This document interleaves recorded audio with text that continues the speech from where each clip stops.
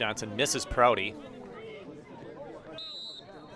Now a quick foul from behind called by center referee Gus Broman. Tyler Walcott's a senior, is going to defend this one. He's back right defense.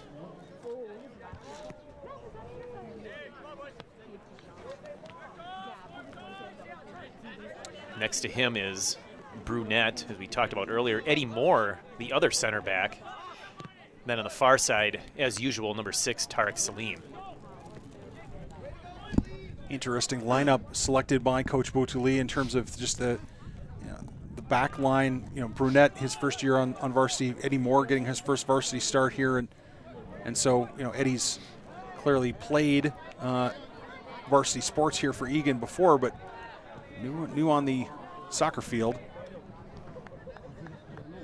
That long ball is offside. I think both Sondag and Oliet were off, but it went to the goalkeeper, so no call. Play resumes. Prouty pressuring. Gets tangled up there. Easy call for Broman. Quick restart for Burnsville. They're going to go up and over. It's a race into the penalty box. Burnsville goes down. No call. We'll have a goal kick for Woodley. Yeah, solid goal. Yeah, solid shoulder-to-shoulder challenge there. I think Skip Noonan. Couldn't see the referee having much of that in the first, especially this early in the game. And the last starter that I haven't mentioned is number 2, Sian Tapa.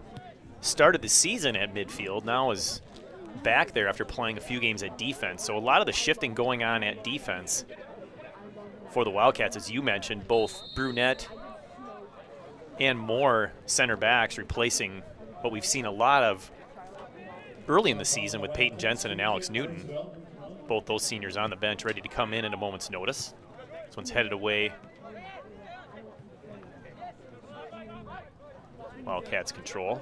I wonder if Coach Boutuli is making a few of these changes and trying a few of these experiments. Given, it's the Burnsville Blaze. They've lost 9 in a row, and they've scored 3 goals all season. So that's not to say that you would ever disrespect an opponent by not putting a lineup out there that wants to play well, but it is an opportunity for Coach Boutuli to see players maybe that he hasn't seen, to see how they might perform as the playoffs are right around the corner. At what point do you think the coach needs to really just finalize what his starting lineup is going to be for sections? Because you want to make sure that those guys are all in as best of game shape as they possibly can. Another offside here called on Oliet. That's an excellent question. I think for each, to be honest with you, Skip, I think for each coach and each team, it's probably different. I would imagine next week against Farmington and against Lakeville North here next Thursday night, there are 2 games left. I would imagine those 2 games will be run-ins for sections. I have to think so. If Eagan can be successful here in their final 3 games, they've set themselves up to be, at worst, a 2 seed in Section 3 AAA. And maybe with a little help, they could still get ahead of Rosemont, but they would need some help, as they were defeated by Rosemont 1-0 here a couple weeks ago. Here's a through ball on the ground. There's some speed on the outside, but that's played much too far, and Woodley comes off his line to scoop that one up. So far, the Burnsville attack certainly seems to be a through ball over the top, Skip, with letting those quick forwards try to run onto it. That seems to be the MO here for the Blaze, at least offensively. You see that happening there. Yeah, right on cue. Trying to get to that one before it goes over the end line. We'll have another goal kick. A lot of goal kicks so far here for the Wildcats, which indicates that the ball has actually been in the Eagan defensive half for so far the majority of what has just been, 6 minutes, so it's nothing to get too concerned about. But you do want to see a little more attack here generated by the Wildcats. Of course, they've had a couple of break chances, but both of their really good chances have been called offside, and this one is as well. Yeah, that for Noel on the far side, that was a bit unlucky, where he was, you could see him trying to time his run correctly, and it just didn't quite come off. That's, I think, the 3rd offside call. Yeah, 3rd already here, and just under 7 minutes of play. So that's something that Eagan's going to need to keep track of. Here's a nice pass by Oliet to Prouty. This one's onside. This is Sondag. He's got one guy to beat. That first touch just got away from him, and this one's going to be a throw-in in the deep corner. Sondag looking to get it back in quickly, but he has no one to throw it into, so he will leave that one for Oliet. So we'll leave that one for Wildcats. He plays that one in, and now he's going to play it across. He gets a lot of that one. It's high and it's deep. Eagan trying to get control. They do. Here's a shot, and it's a goal. No, it's just wide. I thought that was in. A bad call by me. Oh, it looks so good. A beautiful chance. I did not see who missed that shot. It might have been Tapa, number 2.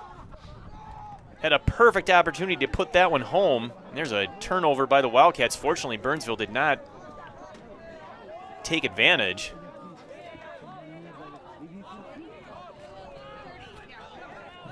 Senior forward wing Davis Hackenmuller not on the pitch. Again, just I don't know if he's just getting a little bit of extra rest, but these other players have got to make sure that their communication's good. Yeah, he's seen his playing time dwindle a little bit in the last week. Not starting now a couple games in a row.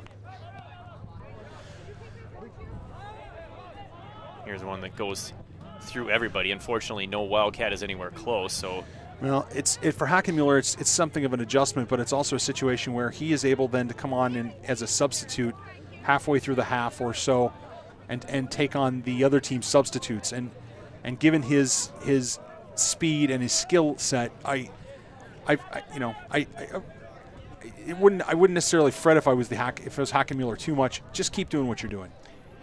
Yeah, he really needs to, not dwell on that, not let it impact his play, but instead focus on being that spark off the bench, kind of like a sixth man in basketball, be that 12th man in soccer here. Is this one onside? Yes, it is. We got an opportunity here for Wildcats. This is Prouty. He's trying to find Sondag. He does. He's wide open. He puts it into the corner, and then this one is a goal. Just the perfect amount of distance and touch there. Jake Sondag didn't strike it hard at all, but absolutely in the right spot. Tucks it right into the far post. The Wildcats have struck early here with a 1-0 lead. Well, to be honest with you, I wasn't sure who was going to take that ball. Sondag and Prouty both had an opportunity at it. I think Sondag wondered or thought he might be offside or in an offside position, but he knew Prouty wasn't, so he let Prouty take that ball. I think that's what happened there, and if so, it's a heady play by Sondag. It was a nice attempt by Prouty to get it over to him, and Sondag stayed with it and poked it home. I'll be honest with you, I thought that was just so soft to the corner. I thought maybe it might slide wide.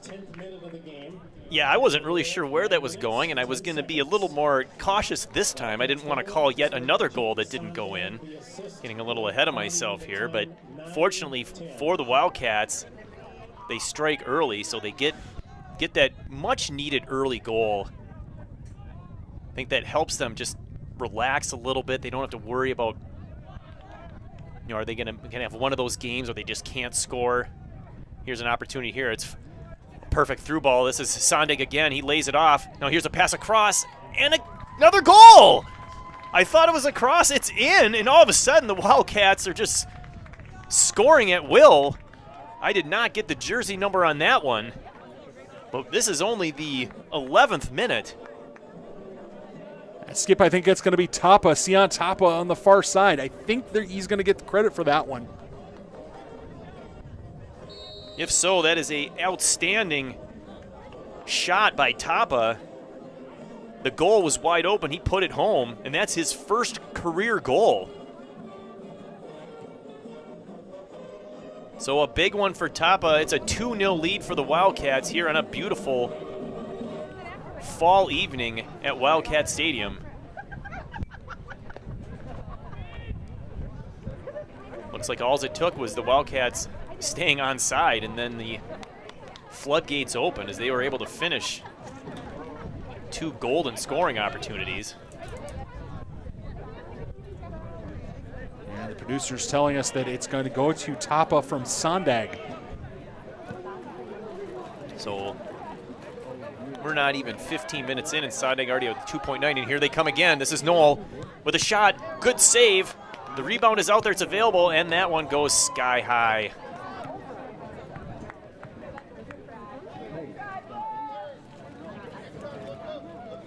Great quality there by Sondag. Not as much quality there by Prouty.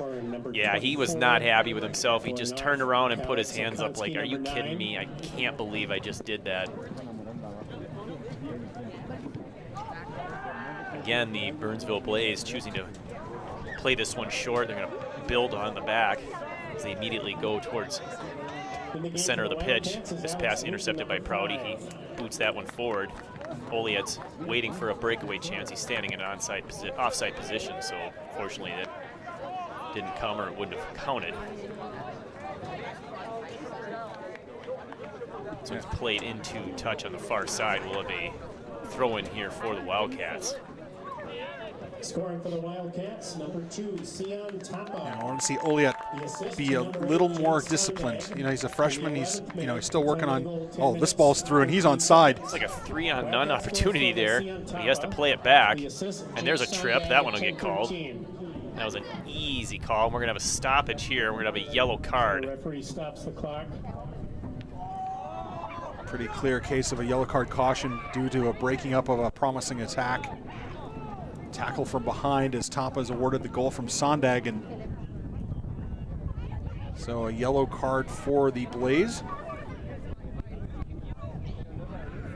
Center referee explaining why the yellow card was issued to the Burnsville bench, although to be fair, can't argue with that one too much, except for the fact that it is still early in the game, and maybe you'd like to think that if you're a player, you get a little bit of a grace period for the first 10 minutes of a game, 20 minutes of the game, but maybe not so much. Center referee also wants to make sure that kick is taken in the right place. Yeah, nice job of remembering where that trip actually took place. Backs him up about 5 yards or so. The wall, of course, following as well as Broman measures off the 10 paces here.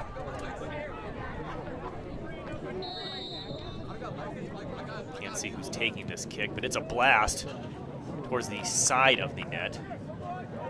Definitely a shot opportunity, not a pass there. Off the free kick, the shot by It was Knoll with the free kick. Net, out of bounds, goal kick, Burnsville. I think we have substitutions here for the Blaze. Yes, we have substitutions, which will, of course, stop everything, and we have to start over again. So mentioned the leading scorers. Knoll coming to the game with 6 goals, as does Jake Sonday, but he gets his 7th tonight. Knoll also has an assist. Sonday with 2 assists coming in, now 3, so he is the point leader with 10. And Zayan Oliet with a goal and 6 assists. Of course, that's in only 6 games. The big one, the 4-assist effort a couple of Saturdays ago for Zayan Oliet in only his 2nd varsity game. Woodley getting all sorts of space, time, taking it. He's going to play it deep. Nice flick ahead there by Prouty. Burnsville plays that one back. This is an easy offside. Again, the assistant referees raising that flag very quickly. I'm not sure a Burnsville player touched that ball. That ball was clearly going to make its way back to Woodley. I'm a bit surprised, to be honest with you, that he raised the flag there. But in any event, Eddie Moore with it, he'll restart. As Alex Newton has checked in that switch of players. There was a whole host of players coming on and off, so Newton's taking the place of Brunette.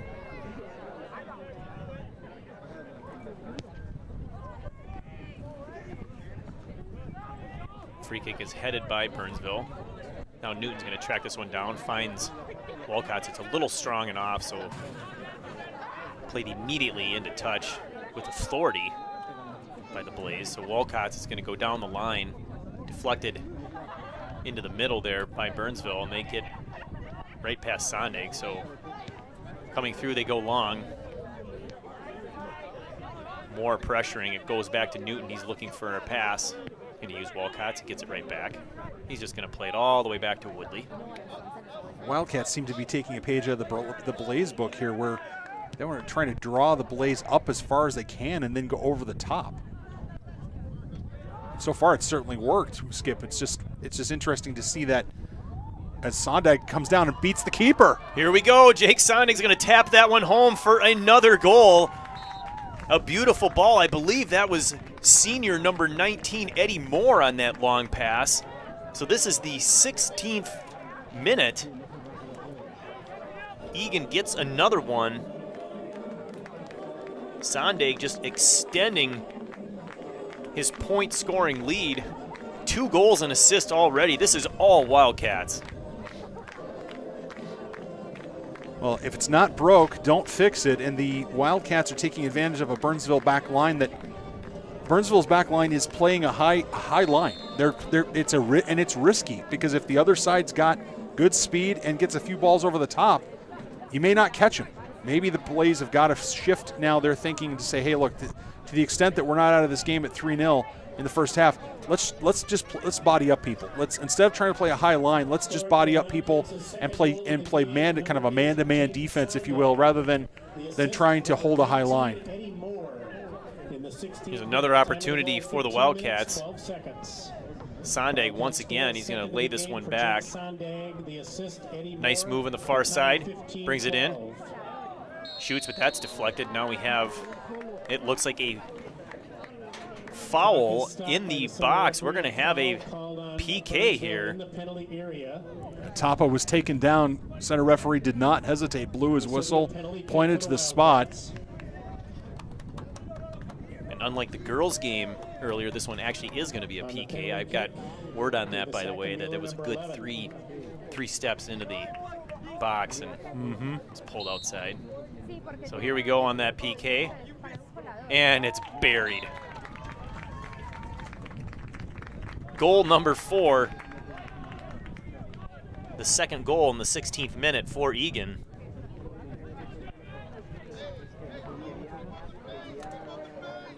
And who stepped up to do the business there, Skip Newton? I think that was number 11, wasn't it? Yes, I believe that was Davis Hackenmuller. So again, checking in, Coach Boutuli moving players around, bringing guys in. It's a good way to have you. I think it was his first touch of the game was the penalty. Yeah. That's, talk about living right. We've talked so much about Hackenmuller's just deadly shot. Well, you get him all alone at the stripe with nobody and really no pressure with a 3-goal lead. He's going to bury that one every time. Well, you say there's no pressure, but I want to point something out. Davis Hackenmuller was one of the players last season in that penalty shootout in the section semifinals that didn't score. And so, there might not be a lot of pressure, but if you're Davis Hackenmuller, you want to bury that thing and make sure and get into the rhythm so that when this year in the section semifinals or quarterfinals or finals, you've got an opportunity to step up and bury one for your team. You feel like you've done that. You feel nice and smooth about it. We should make note that is the 4th penalty kick for the Wildcats this season, and only the 2nd time they've been able to hammer one home. So that is important that he shows that, hey, I can make this, despite the fact that it wasn't a high-pressure goal. But to your point, the last time he took one on a varsity field, he missed, and it was huge. So if there was any sort of remembrance of that, hopefully this helps wash it out. Absolutely. Yeah, wash that out. With these players, if they've learned anything from Ted Lasso, it's you need to be a goldfish. That's right. Hackenmuller. Back to Newton. Well, in fairness to Davis Hackenmuller, I certainly don't want to call it. He wasn't the only player of last year's crew that missed a penalty in that shootout. So I just point that out only because he was one of them. And, hopefully as a senior, that all of these seniors out here will remember that and think about that and say, hey, we're going to be as cool as cucumbers when we're shooting from the penalty spot. Although, in fairness, let's not have it go to penalties. Here comes the Blaze, down 4-0 early. They're going to go up and over. Nice job of both Woodley coming out and Moore escorting that one back, making sure that there was no collision, protecting his goalkeeper as defenders are taught to do. Despite the fact that Moore is only playing in his 4th varsity game, he does have some familiarity with fellow center defender Alex Newton, as they've played together on JV couple seasons, as Newton has bounced from JV to varsity. I'm not sure what's going on here. No offside. I'm not sure why the defense wasn't reacting. The Blaze player was clearly in an offside position. The defense knew it, and the Blaze player stopped as if he wasn't going to chase the ball. Then he decided to pressure the ball, even as Woodley was going to get it. Now, what was interesting is if Woodley had really wanted to play 4D chess, he would have said, "Fine, young man, touch it. Let that clock run, and we'll get the call when you touch it." Assistant referee Paul Kamani over on the far side was watching very closely. I could see his eyes, and he was ready for that, raise that flag, but Woodley got it. So we're going to let the game flow. Oh, a nice little flick deeper. Unfortunately for Burnsville, there's nobody there except Woodley, so he picks this one up and trots to the other side of the penalty box, where he's going to give this one a ride. Goes with the drop kick this time. Good effort trying to keep that one in.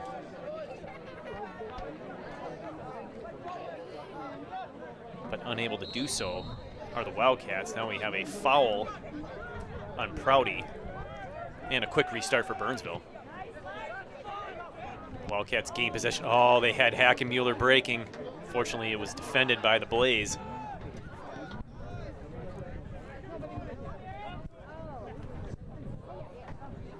We got Tapa over there. I believe it's Noel and Tapa taking turns.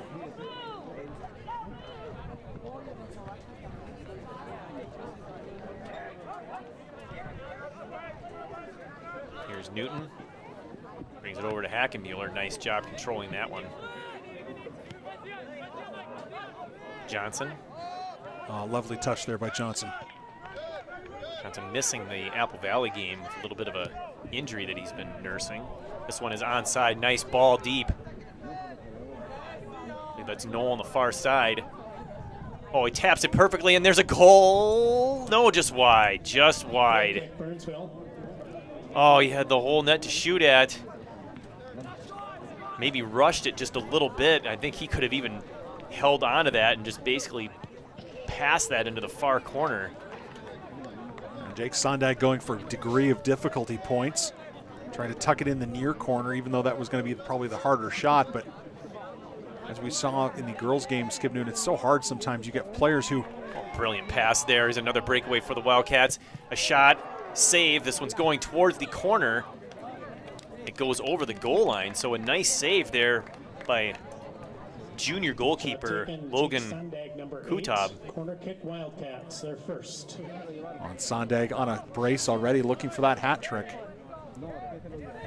Sondag already having a 4-goal game on the season. And that aforementioned Saturday contest at St. Thomas Academy, where all 4 goals were assisted by freshman Zayon Oliet. Substitutions for the Wildcats. A lot of substitutions here number 7, Eddie Coutura, number 16. For the Wildcats. Eddie Couture, number 16, number 7, Hannon Axelrod come in. Here's the corner coming.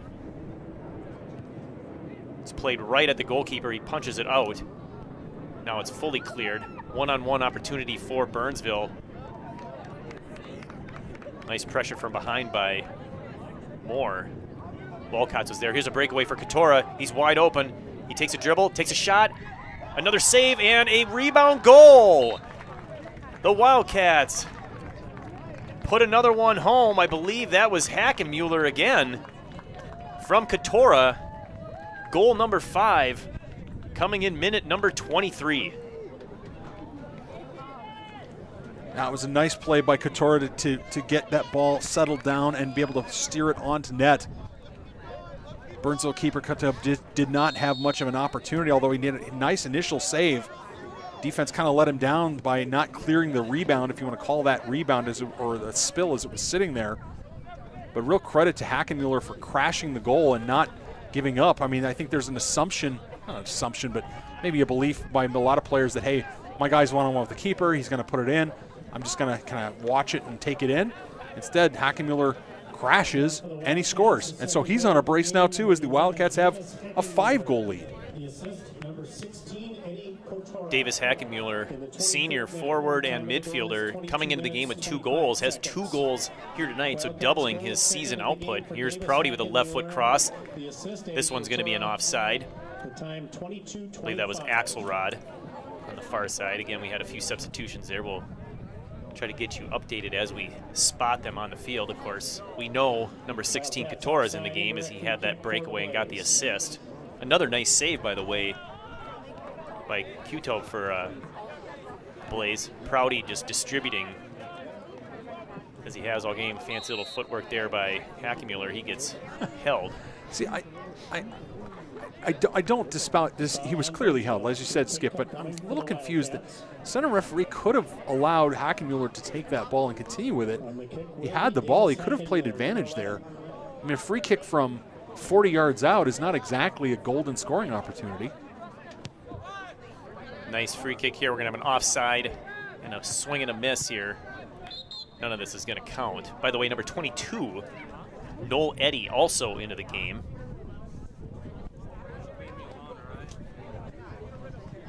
Noel Eddy filled in admirably against the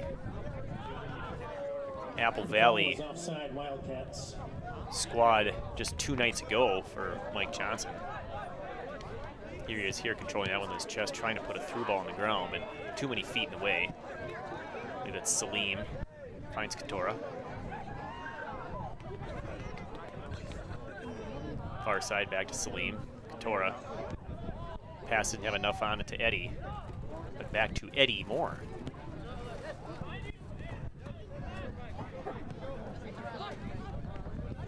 Walcott steps up.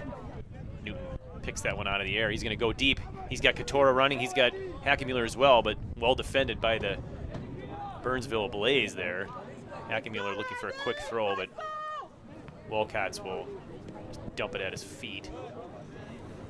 See if maybe Eagan can do something better with this. Puts it over the head. Just in case people are wondering, if you receive a throw-in directly, you are not offside. You can be in an offside position and receive a throw-in directly and not get called for offside, just in case you're wondering. Players go deep for those throw-ins. Here's Wildcats again. Oh, a nice job keeping that one in just for a little bit, but tough spot there. I believe that was Tapa. Yeah, I was just going to say that both Hackenmuller and Katora were close, and no one was far. No one was that next level, and then out of nowhere, Tapa comes flying in, and it was a smart play by Tapa. Yeah, quick runs, quick moves, change of direction and speed can really give a defense fits. They're not expecting it. Wildcats almost steal that one. Blaze able to clear this one out. Now they're going to play this one deep. Salim's in there. He handles that one beautifully. Back to Woodley. Over to Wildcats. Remember in the first 6 minutes of this game when Burnsville was putting a lot of pressure on and forcing a lot of goal kicks. Kind of wondering what was going on. Boy, things have changed quite a bit in the last 20 minutes. 5 goals scored for the Wildcats. Here's another long ball, another offside for Eagan. I don't blame him actually for continuously trying it. I mean, it's been working. Yeah, absolutely. Well, interesting there, the assistant referee flagged the Wildcats for being in an offside position. I couldn't tell if Axelrod was offside. Clearly, Hackenmuller was, and he knew it, but that ball went to Axelrod, not Hackenmuller. Just interesting there. I have to go back and look at the replay on that one maybe afterwards, but I wasn't sure. Sometimes I think the referees, they get a little happy with the offside calls. Newton had options there. I'm going to say he could have turned around, and Woodley identified the same, says, you know what, here, just take it back. He goes long. Nice ball down the near touch by Newton, looking for Hackenmuller, but headed into touch, but a whole lot of field position there picked up for the Wildcats. Now we got number 4, Evan Glenchen, coming in for Eagan, as well as player to be named up. Oh, that's number 9, Jace Willie. For the Wildcats. What I like particularly there about Newton is he had his eyes up, looking downfield. He saw Hackenmuller calling for that ball, asking for that ball. And 3 substitutions. It's played quickly. Hackenmuller with a nice cross. Unfortunately, just Burnsville in the way of that one. Eddie gets a foot on that, deflecting. Galenchen trying to either shoot or pass. That's a bit squishy, wasn't it?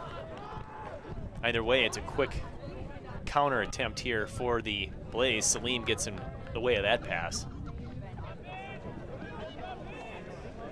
So a 5-0 lead, giving Coach Boutali the luxury of going to his bench earlier, much earlier than usual, getting some players some much needed PT here.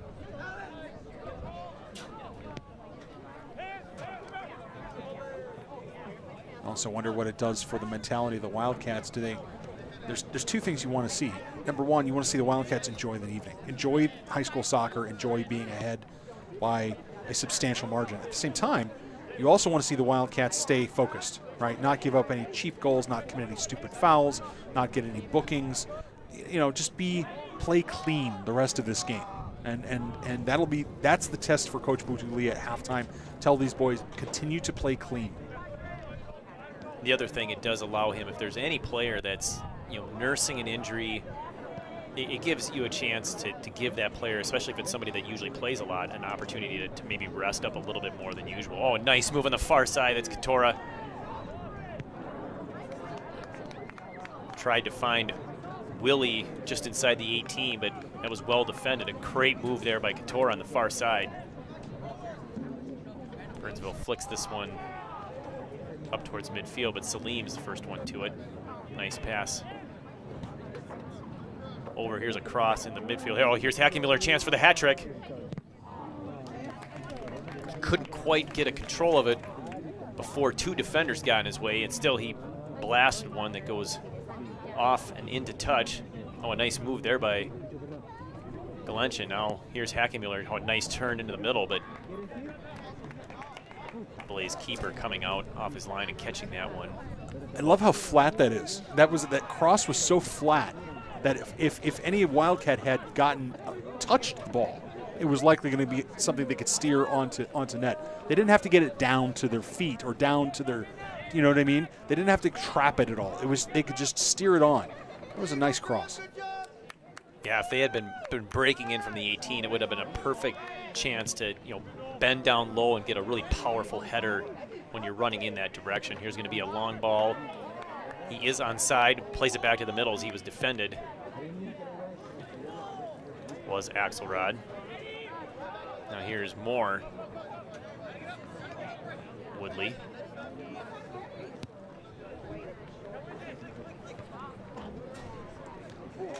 At midfield, we've got some contact. Jumping over the back was the Burnsville Blaze, and center ref Broman makes that call at midfield, so now we'll have a kick for Moore. The defending conference champion Eagan Wildcats here in action tonight. Not sure that, like you said, Skip, they're going to need some help if they want to repeat as conference champions, with the Rosemount Irish occupying the top spot, but the scoreline certainly isn't going to hurt. Eddie within a sea of Blaze. Can't quite come out of that one. Just had to avoid the iceberg. Newton's got this one measured. Oh, nice pass out to Wildcats. He finds Hackenmuller. He's going to use his speed dribble to himself. Well played. Nice touch into the middle, angling towards the goal. He's got a guy on the way across. He shoots. It's deflected out. There's an opportunity here for a rebound. A low, hard shot. That one's saved again, and that one goes up off the football upright. So this is going to be a corner kick. That was a blast from about 23, 24 yards out. Shot from Jace Willie. That was he absolutely crushed that ball. Great speed move by Davis Hackenmuller to the outside. Good shot, good save. the way that ball landed, it was right there for Willie. And so many times we've seen Skip, that ball get popped up high as players get excited. Willie kept his head down, his shoulders over the ball. Nicely done. Yeah, he crushed that one. It's really too bad that one couldn't have found the back of the net. Here's one curling in towards the goal. It's played up. It's in the sea of all these players, but nothing comes of it yet. Wildcats still with possession. A good speed move there. Looked like he was grabbed. No call. Trying to beat that defender now, too, and he gets by both of them.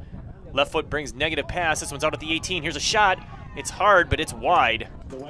Unfortunately, Wildcats did not put that one on the goal. Into the game, number 18, Peyton Jensen replaces Eddie Moore. So back to that center-back combination here, Jensen and Newton. Nicely done that time. Hackenmuller doing a nice job of going around the defender, making a move a couple of times, having to try to create space for himself, and then keeping it in. How many times have we seen the foul here against the Wildcats?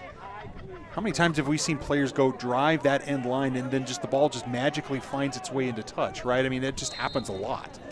And Hackenmuller kept it in that time for a scoring opportunity. We have a re-kick here. I'm not sure if Eagan was too close or what the deal was, but this one's played long. Nice job by Eddie. Willie to Galenchin. Willie back to Galenchin. Galenchin's got time to turn. His teammates need to tell him he's got a chance to turn. His eyes are up. He's got a chance to make a good pass to create some offense. Oh, long ball somehow gets through. This is Couture. He's got one man to beat. Splits the defenders, pulls it through, fires for the far post. Nice job bringing it back. Unfortunately, too wide. A great move there by Eddie Couture to free himself. Some nice passing there by the Wildcats. The old textbook short, long, right in play there. Couture with a lovely bit of skill. I mean, that's so difficult to maintain control of the ball with the defender that close to you, but did a great job. And not only did he do a great job, but he had a quality chance towards the goal. Foul on the far touch here. Hackenmuller's going to jog on over to give this one a boot. Well, he's hot tonight, so I wouldn't bet against. I definitely like him taking my free kicks at this point. So maybe get one up in the air and find that tall Noel Eddy, number 22, right in the middle of the box. That's what he's aiming for. Oh, and there's the header, and it's in! Was that 22 Noel Eddy? Yes, sir. Davis Hackenmuller puts one in beautifully into the middle of the box, and Eddie hammers one home. Well, we're going to have to start calling you Nostra Skippus. I don't know what we're going to call you, or Nostra Newtonus, or I don't know, something like that, because you just talked about it. You just said it. Eddie's this big, tall target, and Hackenmuller's ball found his head. He steered it into the, I guess for us it would be the far post, back across the keeper. That was beautiful. That was just beautiful. I was given a little bit of inside information about some new plays, some new set pieces that the team has been working on. I don't know if that was one of them, but if it was, a brilliant job there by the coaching staff. So well played, PK and Coach Butali, and of course, Mr. David Bland.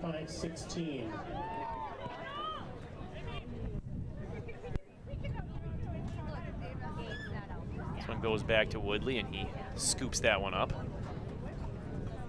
Okay, challenge heading into the last few minutes here, the first half and the whole second half. If you're the Wildcats, can you stay focused? Can you stay clean? Can you do everything correctly over the next handful of minutes and opportunities? It's the game. I think it's fair to say the game's over. I don't see Burnsville with no shots right now. I don't see Burnsville rallying down 6 goals to make a game of this. But can the Wildcats maintain their focus? That's going to be the interesting piece of this second half. Here's a break that's cut off by Wildcats. They centered across. Nice header out. I believe that was Salim. Willie gets that one up, but it's intercepted by the Blaze. Little shoulder there, too much by the Wildcats. This is a foul. It'll be a free kick here in the 38th minute. This might be the best chance that the Blaze have had all game, Skip Newton, to put a ball into the box and maybe have a real good chance to get some pressure. Left-footed shot. It's a good one. Woodley has to be alert. That was a blast. He punches it up and over the goal. Nicely done there by Woodley. We'll have a corner kick for Burnsville here, and this is the first one of the half. Arce's free kick was a rocket, Skip Newton. Woodley had to be on absolutely in the right position and had to get hands to that.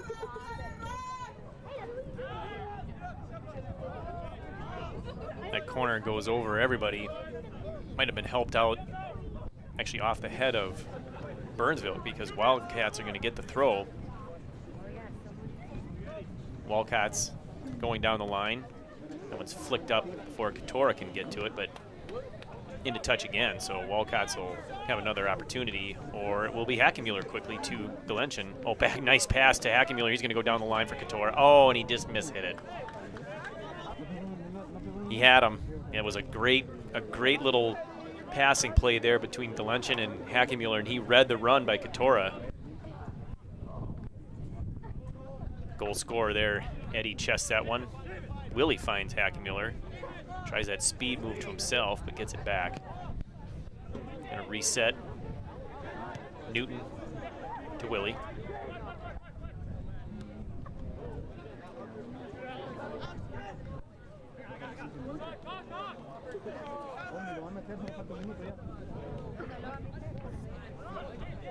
Errant pass found by the Wildcats. We got a final minute here of the first half. This one's played up. Jensen's gonna track this one down.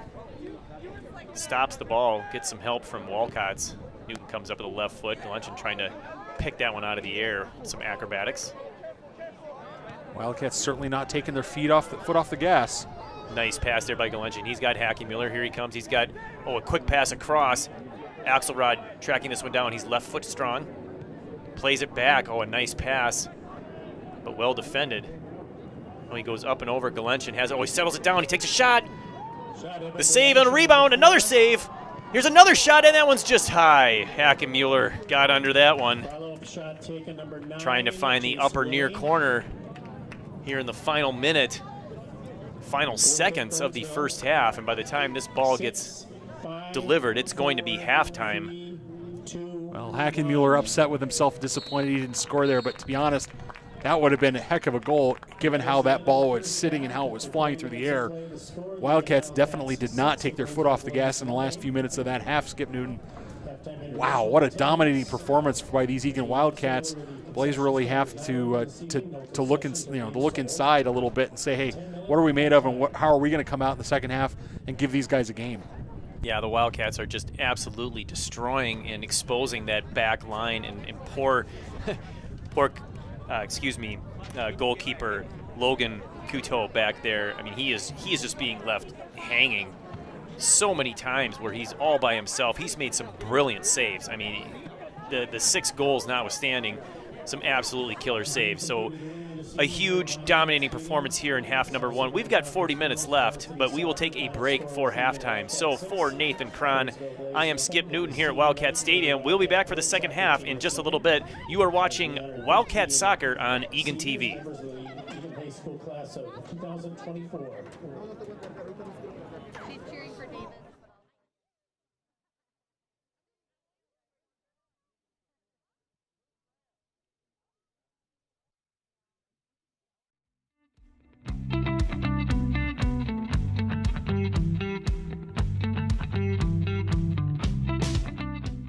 Today we're doing the annual Cats vs. Cops, where we play a 7-on-7 game against the cops here in Eagan. This was actually an idea a couple years ago of our police chief, Roger New. He said we should play a touch football game, and him and our former president, Jack Esser, made this happen. Myself and another community member, Jack Esser, were thinking of ways to try to bring the community together, and he said, would you be interested in playing flag football against a high school team before the season kicked off? And I said, yeah, why not? And 3 years later, here we are. Just an opportunity for us to get back to the community, get a chance to connect with our local police officers and the way they've been able to do stuff for the community for us. It's a chance for us to have some fun out there and play what we do on Friday nights with them.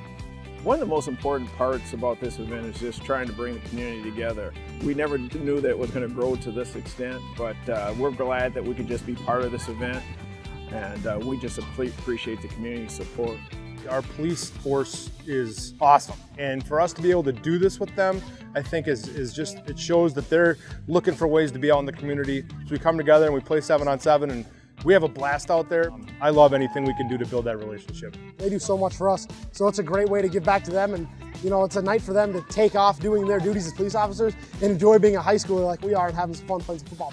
We're the Eagan Wildcats, but like, we're all Eagan. We're all one team. It's a great event and it's a lot of fun.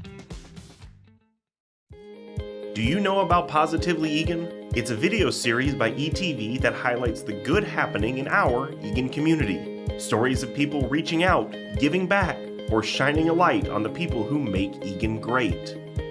If you or someone you know has a story to share, we want to hear about it and feature it in Positively Eagan. Visit cityofegan.com/positively-eagan to submit your story and watch previous episodes.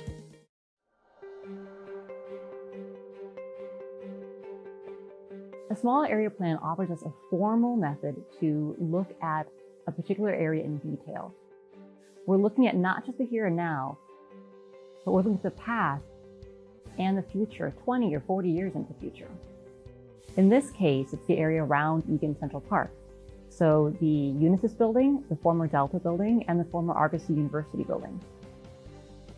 Together, that comprise about 79 acres and over 731,000 square feet of office space.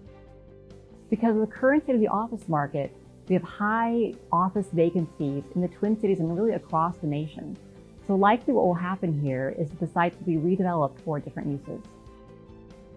The goals in creating the plan are to collect data, public input, and City Council direction, and use those to communicate the city's vision to potential site purchasers and developers.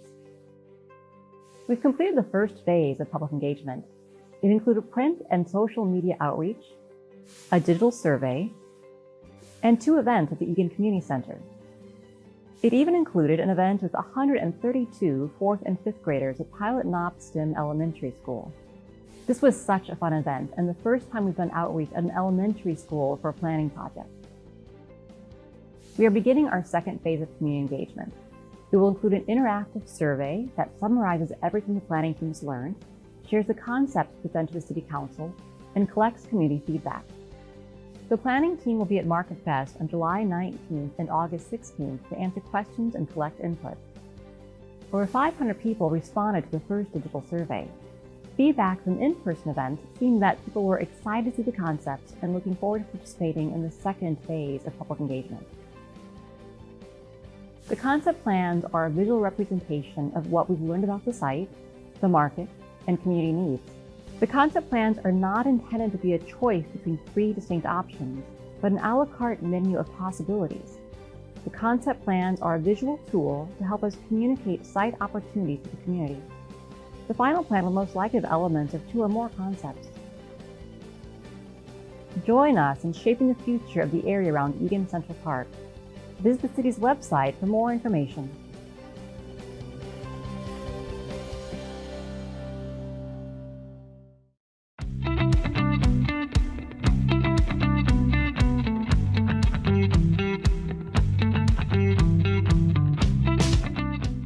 Today we're doing the annual Cats vs. Cops, where we play a 7-on-7 game against the cops here in Eagan.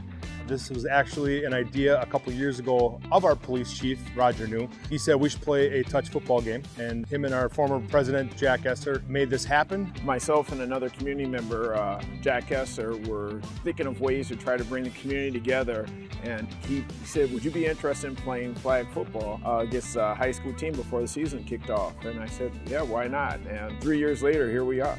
Just an opportunity for us to give back to the community, get a chance to connect with our local police officers and the way they've been able to do stuff for the community for us. It's a chance for us to have some fun out there and play what we do on Friday nights with them. One of the most important parts about this event is just trying to bring the community together. We never knew that it was going to grow to this extent, but we're glad that we could just be part of this event, and we just appreciate the community support. Our police force is awesome. And for us to be able to do this with them, I think is just, it shows that they're looking for ways to be out in the community. So we come together and we play 7-on-7 and we have a blast out there. I love anything we can do to build that relationship. They do so much for us, so it's a great way to give back to them, and you know, it's a night for them to take off doing their duties as police officers and enjoy being a high schooler like we are and having some fun playing some football. We're the Eagan Wildcats, but like we're all Eagan. We're all one team. It's a great event and it's a lot of fun. Do you know about Positively Eagan? It's a video series by ETV that highlights the good happening in our Eagan community. Stories of people reaching out, giving back, or shining a light on the people who make Eagan great. If you or someone you know has a story to share, we want to hear about it and feature it in Positively Eagan. Visit cityofeagan.com/positively-eagan to submit your story and watch previous episodes.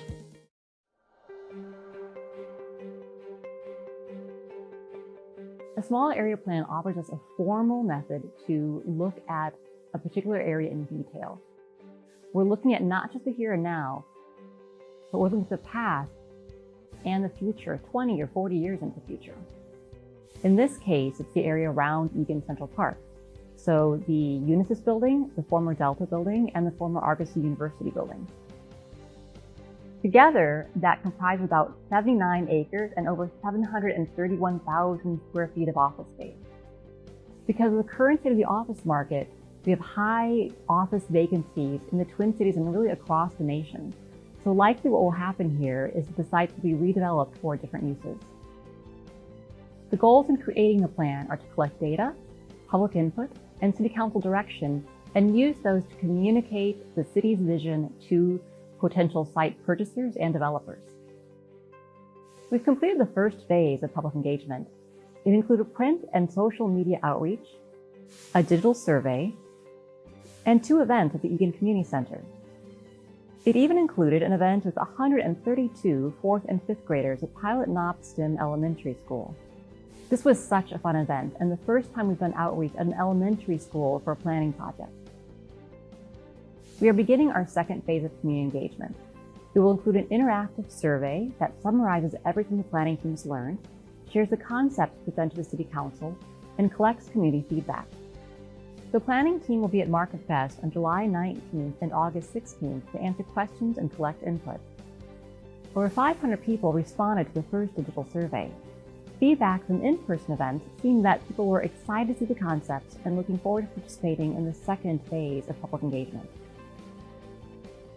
The concept plans are a visual representation of what we've learned about the site, the market, and community needs. The concept plans are not intended to be a choice between 3 distinct options, but an a la carte menu of possibilities. The concept plans are a visual tool to help us communicate site opportunities to the community. The final plan will most likely have elements of 2 or more concepts. Join us in shaping the future of the area around Eagan Central Park. Visit the city's website for more information.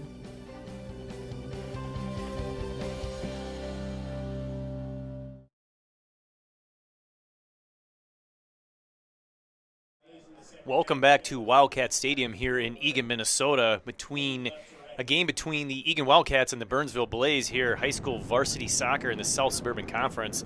The first half was all Eagan Wildcats, 6 goals for the Wildcats. Just a dominating performance. My name is Skip Newton alongside Nathan Cron here on Eagan TV.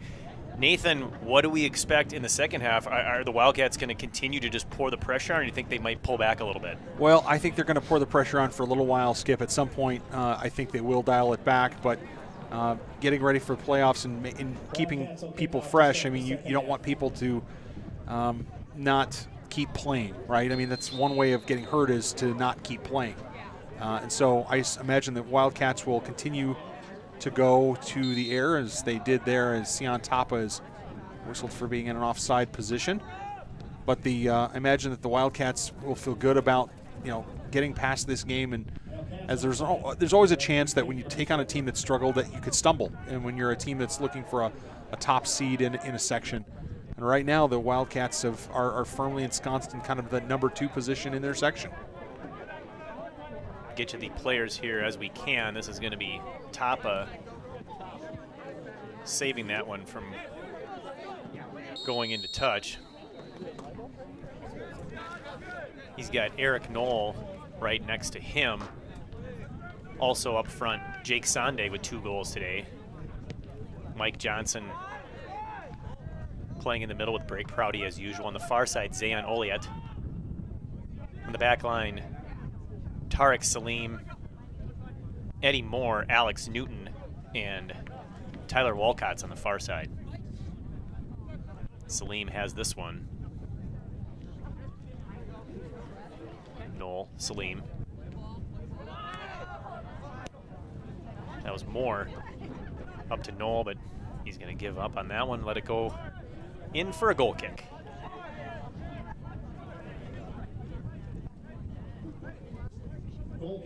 Goal scored in the first half.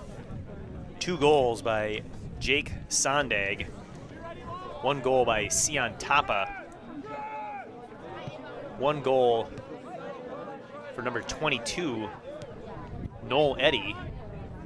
Both Sion and Eddy first goals of their varsity careers. And then 2 goals for Davis Hackenmuller, his 3rd and 4th of the season. That's good enough for 3rd overall on the team. Johnson trying to get it to Prouty. He faked out his own partner there. Over on the far side, defense plays back as the midfield comes back and repossesses. Nice play by Prouty. Nice speed move on the far side. That might be Hackenmuller. He plays it in. There's an opportunity for the Wildcats. They can't quite get it. They're still playing around with the loose ball, and finally Burnsville picks that one up. Rather remarkable that it wasn't picked up earlier. It wasn't put in the net earlier. More with a nice header pass to Johnson, finds Wildcats to Prouty. It was an amazing sequence, and how Noel didn't score or draw a penalty, I'll never know. That was Oliet on the far side. Oh, this one gets through. Here's an opportunity. Oliet has it now. Tries to go around the defender. He can't, but he still maintains at least a good defensive position. So it keeps it down there, earning a goal, or excuse me, a throw-in.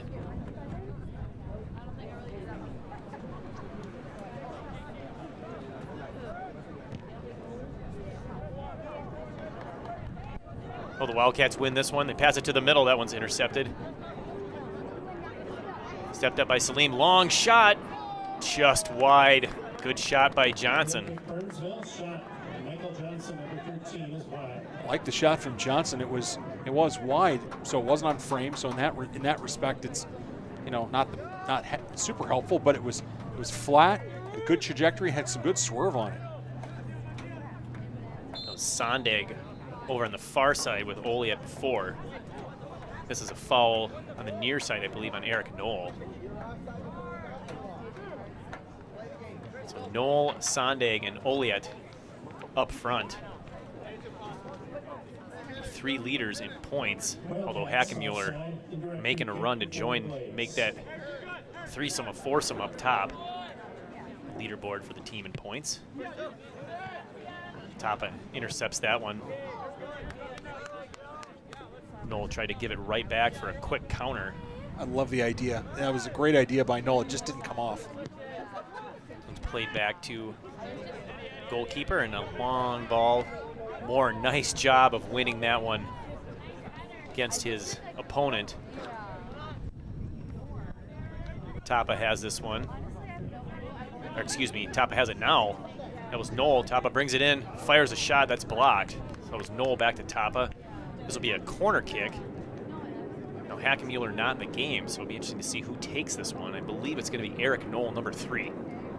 Wildcats, their first of the second half. This is something that the Wildcats can always improve on. Their set piece plays are very, very important, especially as the playoffs roll in. Oh, long ball, far post. That one almost came home. Maybe another specialty one put together by David Bland. Oh, a nice pass. Gets through. Newton comes over, cuts that one off, but keeps it in. Well played. passes it up. It gets up to Eric Knoll. He brings it in the middle. He's dispossessed. Moore's going to go deep. Perfect pass to Sondag. Let's see what he does with it. He goes into Knoll. Knoll gets shoved off the ball. Here's Johnson. Can't win it. Tapa. Prouty. Johnson. Salim. Tapa. Oh, a nice little 1-2 to himself there. He's got a left foot opportunity to cross. He does just that. It's defended over the goal line. Now we'll have another corner kick. And assuming this will be Knoll once again. Saying earlier, set piece play is very important, especially as the playoffs and section playoffs roll in, Skip Noon, because every goal scoring opportunity is a precious one. So it's played long again, so looking for that far post. This time nobody home. Looked like a well-delivered ball. They just need somebody just a little farther out there. It's interesting. The corner flags and the flags on the top of the football goalposts are showing us a wind that's coming towards us, towards the viewer. At the same time, the American flag at the far north, high up in the air, is completely limp. It's rather interesting. Prouty wins this one. Left foot shot. Diving save. So I wonder if Knoll is, when he hits those corners, if he's feeling a stiff wind. So when he hits it, that's why he's hitting it so hard. Johnson to Moore to Newton to Johnson. Triangle defense here. Johnson, nice ball over the top, looking for Oliet. He is offside. Oliet's got to be better than that. He's got to be more. Johnson may have held that ball for just an instant longer than he should have, but Oliet was on the line, looking, timing his run, and he didn't get it right.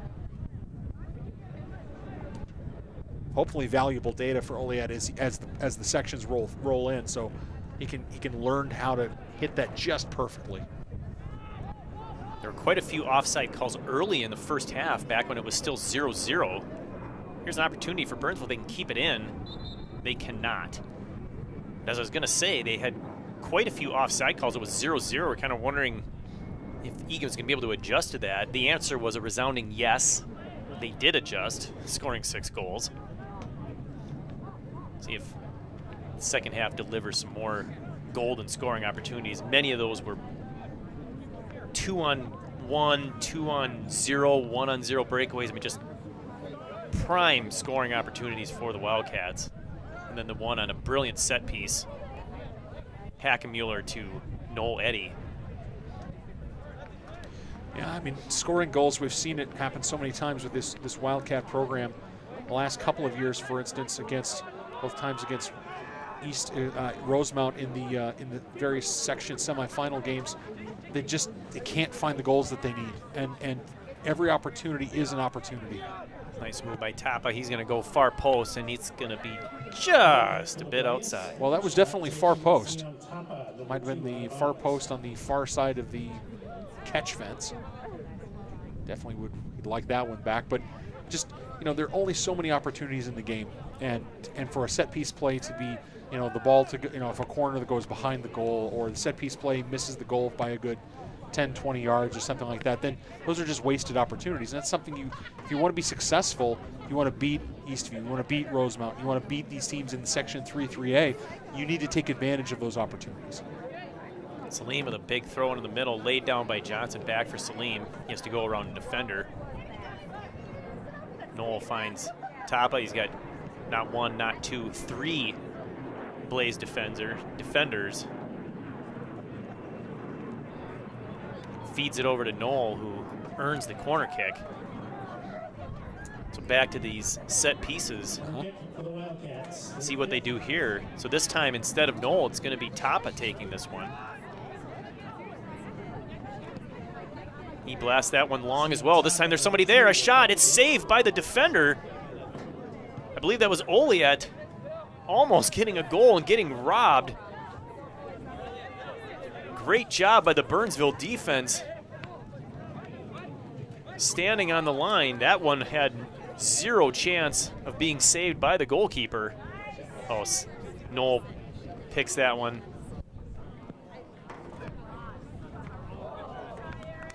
tries a volley off a pass from Sondag.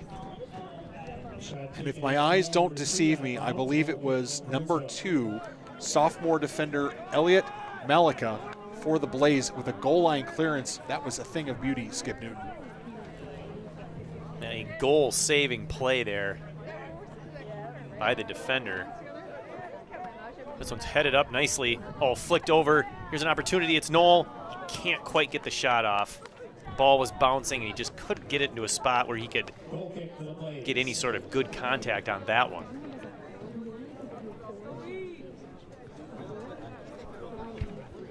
Substitutions. With the substitutions, the Eagan High School Soccer Booster Clubs, I'd like to thank their platinum sponsors for supporting Wildcat Soccer, the ARC Training Center, Melanie and John Willie at Edina Realty, Eagan Football Booster Club, the Eagan Hockey Association, I Got Skills, Jordan Drilling Solutions, State Farm Agency, Nick DeVries, Triple Diamond Sports Breaks, the Urgency Room, and Wave Soccer Club. Thank you for supporting Wildcat Soccer and supporting your community.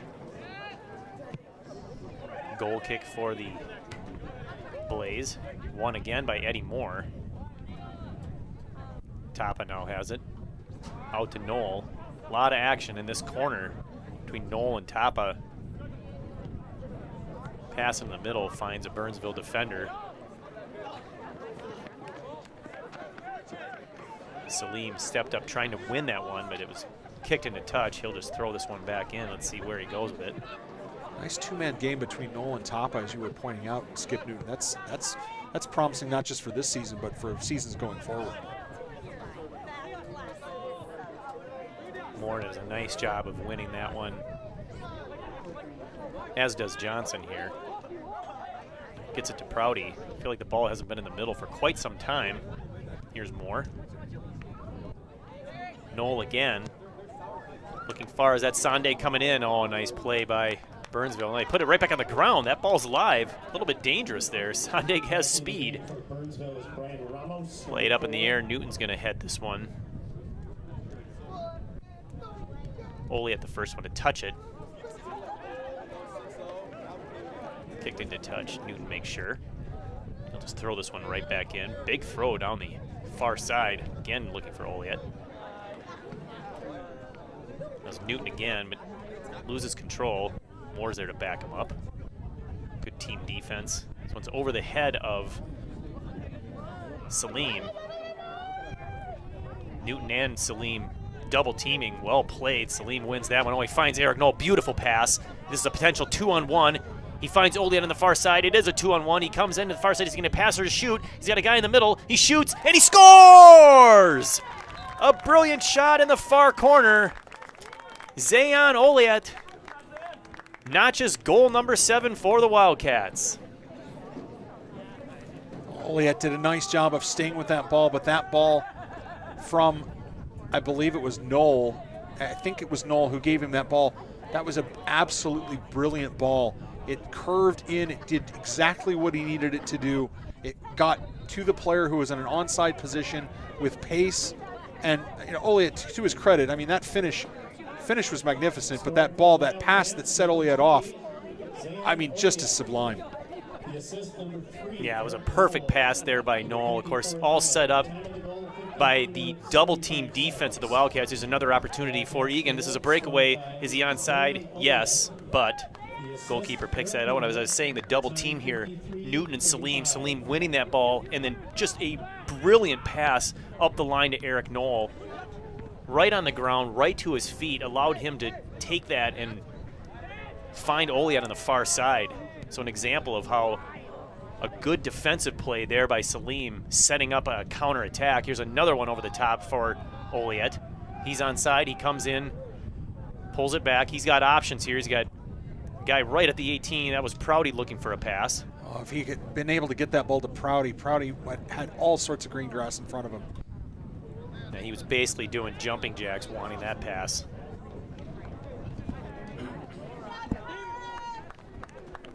Into touch here. Salim will throw this one in as we have about 24.5 minutes to play. Newton has it. Prouty, he's going to play it over to Wildcats. Nice speed move around the defender. He's going to make a run.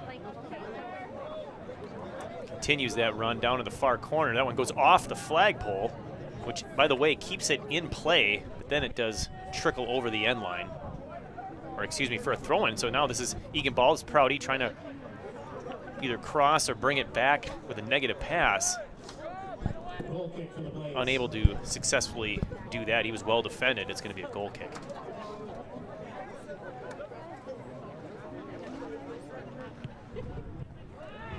Wildcats certainly have not taken, to my eye, I would say, have not taken their foot off the gas. They're still trying to be crisp, clean, and clinical, especially when it comes to the attacking third.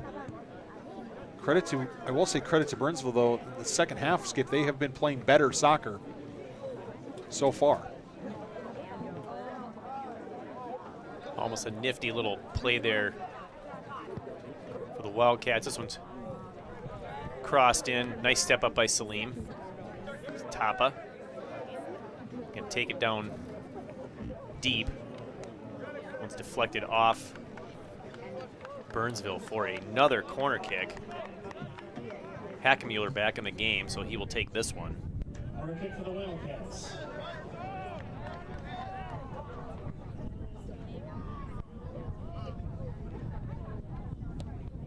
One played in. That one might have hit the crossbar. Here's a shooting opportunity. It's low. It's blocked. Couldn't quite get the jersey number on that. This one gets temporarily past Moore, but he recovers. The assistant referee raised his flag. Might have really done us a bit of harm. That was off the front of the crossbar. That was not off of the football crossbar, which is, I think, maybe what he was thinking happened. But that was a great corner from Hackemuller. We've seen him drop some real dimes tonight. Tapa does a good job of trying to maintain possession, but had too many defenders in his way. Eddie Moore back to throw this one in, but he's going to defer to Salim. Gets the pass throw for his trouble and goes up the line looking for Hackemuller. Newton steps up and deflects that one forward, but Burnsville has it. They're going to go all the way back to the keeper and now try to regroup here defensively. Oh, a pass right to the middle hits Davis. He's all by himself. He shoots in the near corner. That was maybe the easiest goal he's ever going to have. That is a hat trick for Davis Hackemuller, his third goal of the game, the 8th for the Wildcats.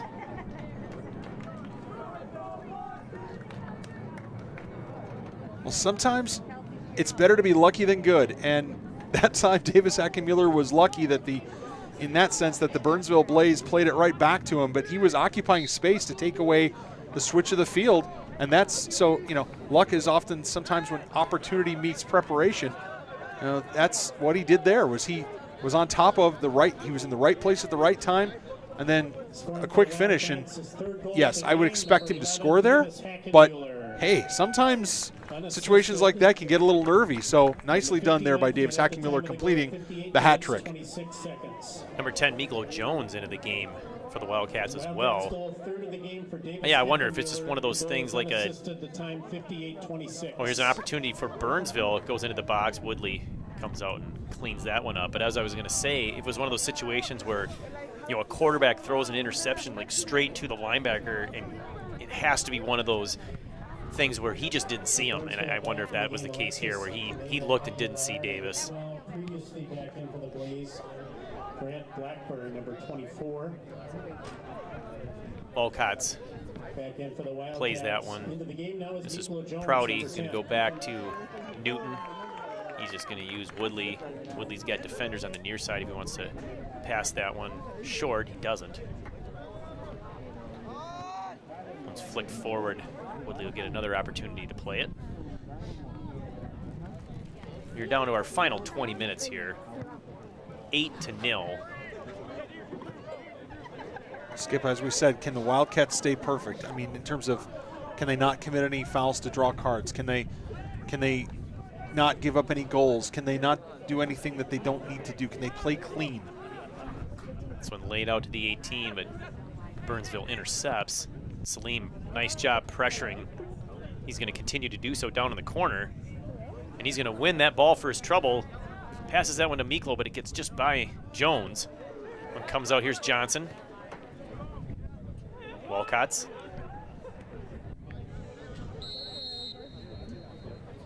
I believe we have a foul. Yeah, Prouty got a little handsy there, at least in the judgment of the center referee. Of course, you're not going to hear too many complaints from any of the Eagan fans. It's hard to complain when you're winning by 8 goals. Yeah, to your point earlier, you really just want to see Eagan finish this game clean. No injuries. No stupid fouls or any of that, and then would really like to see him preserve the shutout. Absolutely. This one's played long. Woodley's going to get there.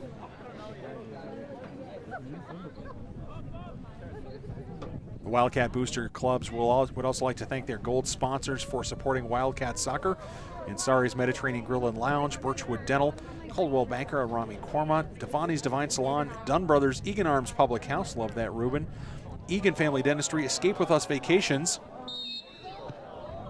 and an offside call. Davis Hackenmuller whistled for offside.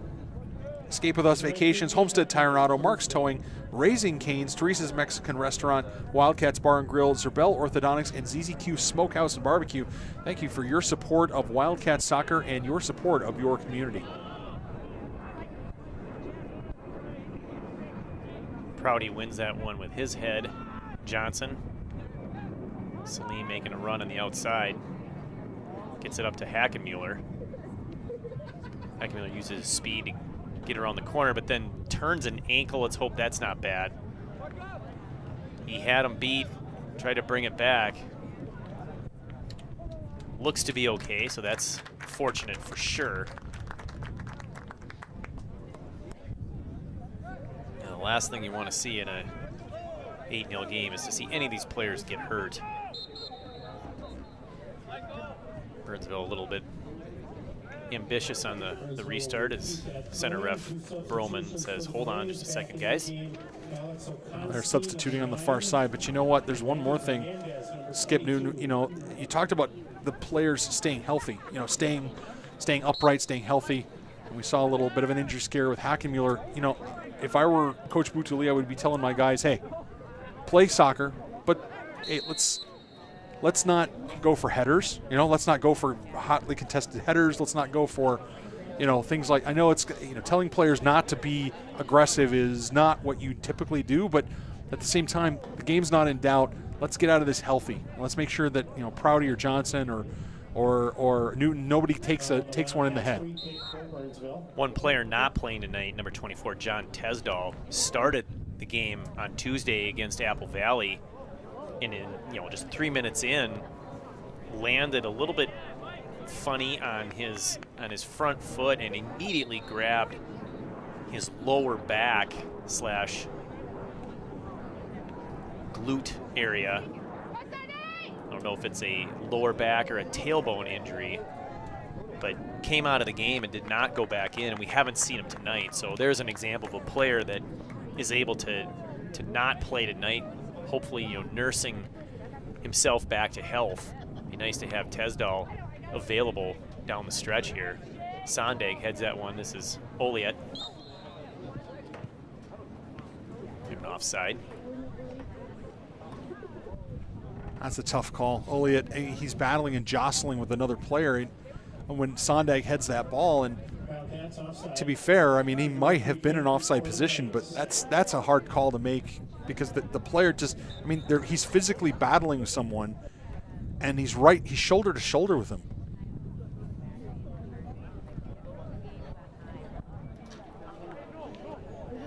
Substitutions here on the free kick after the offside. It looks like Katora comes into the game up front. First-time goal scorer Noel Eddy comes into the middle, placing Johnson. Wildcats back in the game, Eddie Couture, number Wildcats will be 16, back in action against number Farmington next 22. week. The Blaze will be playing an away game at the Bloomington Kennedy Eagles next Tuesday. Hackenmiller with that speed down the near side. Almost won that down to the final 14 minutes. Finds Katora, dribbles himself into free space. This is Newton. Relieves pressure over to Wildcats. Nice touch into the middle. Prouty at the outside. Some nice passing here by the Wildcats as they bring it into the 18, looking for a chance to get a shot off here. As Katora, he does. That's just wide on the near side. Somehow that got through. I thought that was going to be blocked for sure. Credit to the Wildcats for creating a chance out of what looked like an opportunity gone begging, but you're right. I'm surprised that it was able to get to that edge. That looks like that's Sondag on the far side. Salim trying to get it up to Hackenmuller. More defending, hands off to the other Eddie.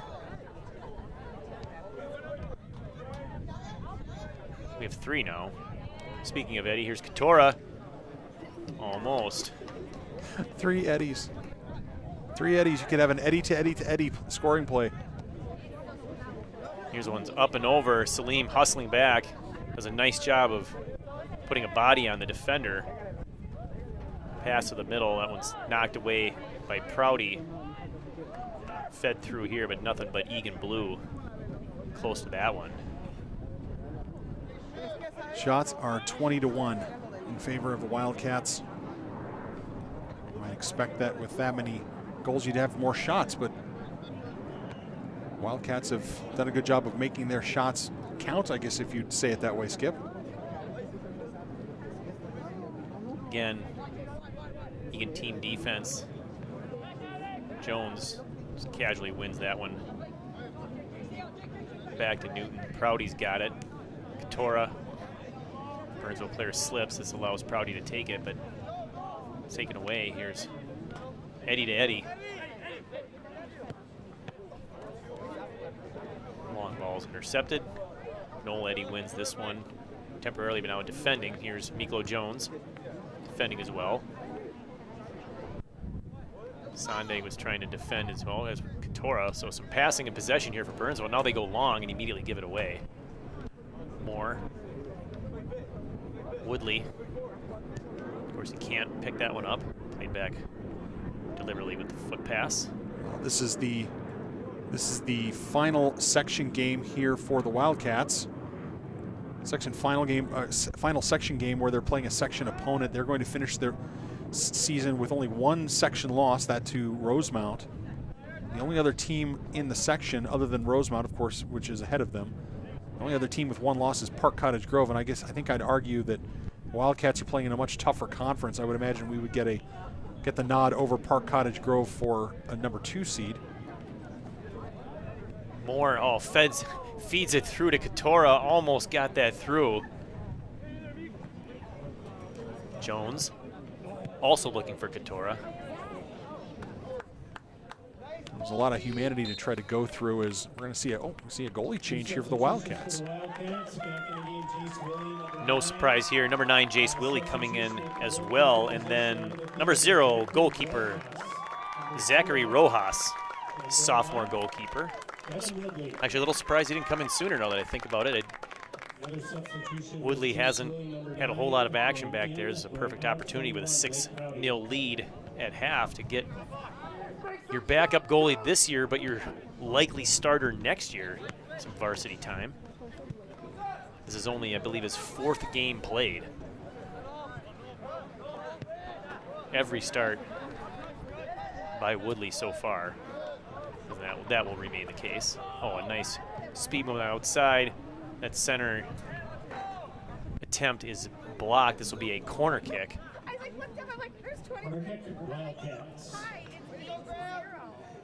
So Moore is going to be the last man back.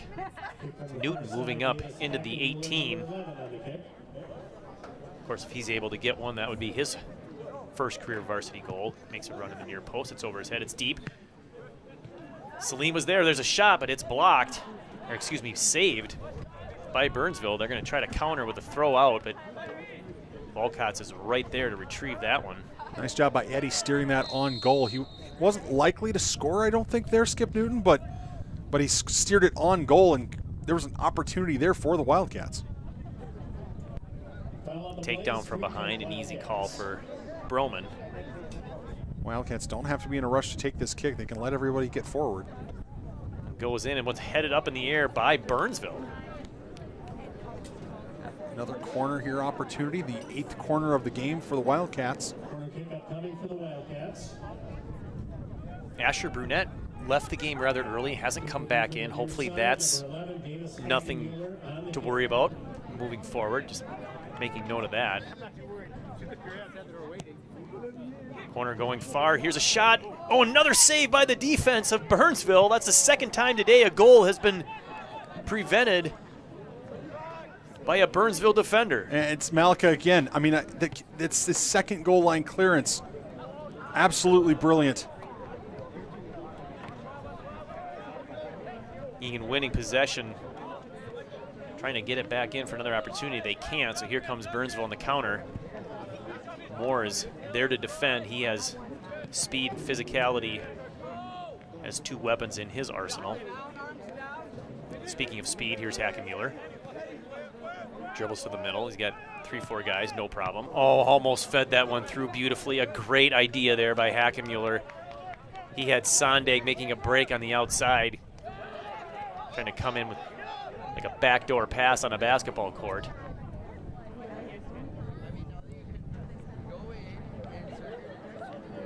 I imagine that Coach Butuli will definitely want to get some of those starting players off the field. You know, some of the, like, yeah, here's Hackenmuller exiting. Yeah, let's get him off the field, get him rested up. Let's give some other guys, maybe get Sondag off, although Sondag's on a hat trick, so maybe Sondag can stay out there a little bit longer. But most important thing here is that, again, everybody on both sides, especially for these Wildcats, as they clearly have their sights set on something high in terms of finishing this year. As Axelrod makes this run, is able to save that, keep it in. Oh, no, the assistant referee says he was not able to keep it in. You know, that's a great effort, though. I mean, you're in an 8-0 game. There's less than 7 minutes left, and he was really, you know, putting everything out there, heading for that corner to save a ball. He could have very easily said, no worries, just let this go. They'll get a throw in deep. But you can't fault the effort there. I love to see that. Substitution for the Wildcats. Back in is Peyton Jensen. Here comes Peyton Jensen in for Alex Newton. Good game back on the back line there by Newton. Jensen, another player that is dealing with an illness, so he's coming back in a little bit slowly from that. More time he can get before sections, the better. Just another player in Butuli's arsenal. Noel Eddy. Now the Wildcats just playing keep away a little bit. Nothing wrong with that here. Give and go, Salim making a run. Nice pass back. Oh, a great let. Here's a shot or opportunity for Couture. He shoots, and another save. A great save there once again. I can't believe the Wildcats didn't score on that one. Logan Tobe, the diving save. Couture's going to put that away. I mean, he took 3. I think if I counted correctly, he took 3 touches inside the 6-yard box, and that's just. I can't tell you the last time I saw somebody take 3 touches inside or right at the edge of the 6-yard box and score. It's too many touches. He's got to hit that first time. Maybe he settles it, but he's got to be able to get it on his left foot and go for the left foot. Then again, Eddie Couture has scored more goals this year than I have, so you know maybe I should just admire the effort. Maybe it's because he's so good at taking a player one-on-one or one-on-two or one-on-three that he feels like he needs to beat somebody first. Well, maybe. Wouldn't put it past him. He'll do it. Very skilled in the ability to take on defenders with the dribble. And that is something that is not easy to teach the youth soccer player. So when you get a guy like that, you want to harness that. Put it to good use. That's right, Rojas back there. It's the first time he's touched the ball. An immediate opportunity here for the Wildcats. Oh, and it's offside. How can he be offside when it was played by a Burnsville player? How can he be offside if it was played by a Burnsville player? It came off a Burnsville player's head.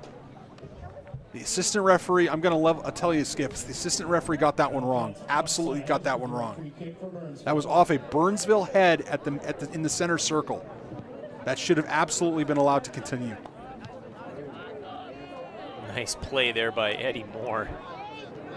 I believe that's Willie tossing it up. Here's Katora and Hackemuller going for it. Katora's going to get there. Hackemuller goes back for the pass and just misses.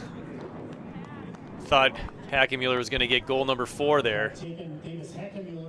I wouldn't bet against him. That was a great opportunity. Katora with a great pass, well weighted, and it found Hackemuller. And we'd like to call out and recognize our ETV crew, our award-winning ETV crew, executive producer Josh Sibley, director Greg Borman, and Connor Filippi and Nick Mudd on the cameras. Thank you so much for making us look and sound so good here on ETV as the Wildcats earn their ninth corner of the game. Another shot by Katora, by the way, that may have been heading in the near post. A diving save there by the Burnsville keeper. This Hackemuller goes short. And I believe that was knocked out, yes, by Burnsville, so he'll get another shot at it. Watch these kicks. They're flat, they're curving. One of these could walk right in. Oh, there's a great header opportunity and a goal. Finally, the Wildcats punch one home. Off the corner, they've had so many chances. It looked like it was going to be another defensive save. I'm not sure if that was Is Sondake still in? I honestly didn't see who caught that or got that one in. I think it might have been Axelrod. He fished the ball out. Have to wait for the official scorer here. The 78th minute. Let's see what the scoring was there. Too tough to tell. Player, that's Hackemuller down on the far side. Hopefully he's okay. Gets up though, he looks all right. A crunching tackle. Salim. Jones, we got a lot of slide going on out here. Careful on that. Flicked forward. Katora always looking for another opportunity to shoot. Scoring for the Wildcats, an unassisted goal scored by number 9, Jace Willie. Jace Willie Assisted in the 78th minute. with an unassisted goal. Wildcats almost got their 10th right there. Goal scored by Jace Willie, unassisted. Nice to see Jace Willie get credit for that one, unassisted. Skip, remind me, is that his first goal of the season? Yes, it is. I'm almost positive. I can check my scoring sheet, but yes, that is. So first goal of the season. That also means first goal of his varsity career. So congratulations, Jace Willie. Wish we had given it a more dramatic call, but you couldn't tell who had scored. Yeah, there was a lot of players down in there. He was able to punch one home. Oh, some nice play there by Moore. Punch forward, just a little too far for Axelrod. We're down to the final 30 seconds here, and what has been a dominating performance pretty much from start to finish for the Wildcats. 2 conference games left, so 2 games remaining before they go into sections. This could be, perhaps a catalyst for this team to figure some things out offensively, because that's typically what's held them back from either tying a game where they lost by a goal or winning a game where they tied. scoring 9 goals, if they've discovered something, gains a little confidence, then hopefully that helps them moving forward. Is that, again, one more week and we're into section play. Well, they still have an outside chance. Obviously, Rosemount would have to stumble, I think, a bit before they would have a chance. But Wildcats have a chance at a number 1 seed, but certainly in the pole position for a number 2 seed, which puts them on the other side of the bracket away from the 1 seed, which is a good thing, giving them a chance. So if they're going to meet Rosemount, it'll be in the section final, as opposed to, say, a semifinal or something like that. Wildcats tonight dominant over the Blaze. Really took it to them early on. 4 goals in the first 16 minutes, and then really didn't take their foot off the gas. Shots were 29, if I'm looking, 25 to 1. Again, dominating performance. These Wildcats have gotten better and better as the season's rolling on. Now, again, I think the Blaze are a program that's a little bit down. Not a great test for the Wildcats, but we're going to see a great test for the Wildcats as they play Farmington and Lakeville North next week, rolling into sections. Yeah, a big game coming up against Farmington. With this win and 3 points, Eagan now moves ahead of Farmington in the South Suburban Conference standings. They are now in second place behind Rosemount, but of course, the big game looming early next week. Once again, the Eagan Wildcats successfully take care of business here tonight with a 9-0 victory over the visiting Burnsville Blaze. For Nathan Cron, my name is Skip Newton. It's been our pleasure to bring this game to you on Eagan TV. We'll be back next week for that game against Lakeville North. Have a fantastic night, everyone. This is Wildcat Soccer on Eagan TV.